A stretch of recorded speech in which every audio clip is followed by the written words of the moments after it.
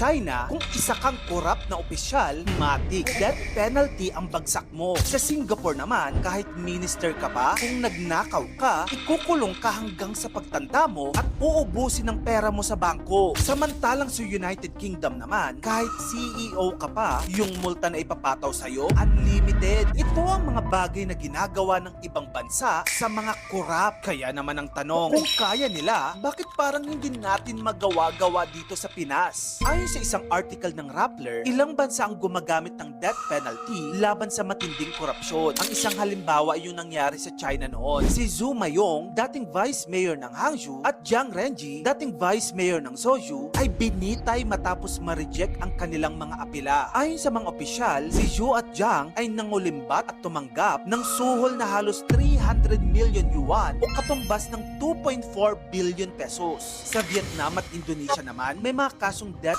penalty din para sa mga large-scale graft. Ano ang epekto ng ganitong parusa? Malinaw ang mensahe ng gobyerno. Masisira ang buhay mo kung mangungurap ka. Pero may tanong dito, effective ba talaga ang parusang death penalty kung bulok naman ang justice system ng isang bansa? Mamaya pag-uusapan natin yan. Kung applicable bang death penalty sa Pilipinas. Doon naman sa bansang Singapore, wala silang sinasanto. Kasi kung may perfect example na bansa na zero tolerance, Singapore na yon. May agency pa nga sila na tinawag nilang CPIB o Corrupt Practices Investigation Bureau na pwedeng mag-imbestiga kahit sino. Mapa-official man yan, businessman, minister, nako, walang VIP exemption. Yung mga parusa na nasa Singapore, fine na 100,000 Singaporean dollars or 4.3 million pesos. Then up to 5 years na kulong. Tapos, kung tumakbo ka naman sa ibang bansa, nako, hahabulin ka pa rin nila. Ang naging resulta nito, ang Singapore ang naging least corrupt country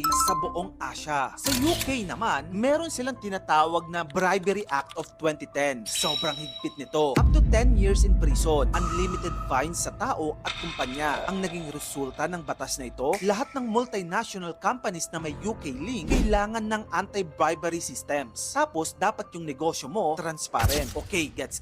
Malupit ang mga parusa ng ibang bansa sa mga corrupt officials nila. Eh dito kaya sa atin sa Pinas, anong meron tayo? Well, meron naman tayong anti-graft law, ang RA 3019. Meron din tayong revised penal code bribery laws, tapos nandyan pang Office of the Ombudsman na sinamahan pa ng Sandigan Bayan Court. Pero anong problema? Ayon sa mga analyst, napakabagal ng kaso sa atin. Minsan, umaabot ng 5 to 15 years. Tapos, may mga untouchables pa. Alam mo naman yung hinatulan ng guilty, tapos hindi makulong-kulong. Maliban dyan, yung sinasagawang public bidding at procurement sa ating gobyerno madalas may anomalya. And then, yung trust level ng tao dito sobrang baba. Kaya naman marami ang nagsasabi na dapat may death penalty na sa mga korap sa Pilipinas. Kung iisipin mo, parang fair nga. Pera yan ng tao. Pera yan ng bayan. Bakit hindi bigyan ng mabigat na parusa? Pero ito ang real talk. Kung bulok ang justice system natin, delikado ang death penalty. Kasi isipin mo, kung mahirap ka, mabilis kang kasuhan. Kung mayaman ka, may abogado, may koneksyon, nako, pwede mong i-delay ng i-delay yung kaso mo. At kung hindi pantay ang hustisya, sino ang unang tatamaan nito? Hindi ang mga pinakakurap, kundi ang mga pinakamahirap at pinakamahihina. At dahil nga bulok ang justice system natin dito sa Pilipinas, baka yung mapatawan pa ng death penalty ay yung mga inosenteng tao pa. Kaya naman kung ako ang tatanungin, bago ipasa ang death penalty, ayusin muna ang justice system natin dito. So yun na nga mga kamag-ano, ang korupsyon ay hindi lang kuwento ng politika. Kuwento ito ng bawat Pilipino na nawalan ng ospital, classroom, gamot at kalsada. Kung gusto mo pa na mag-ito pang klaseng content, follow mo na ako. Mag-subscribe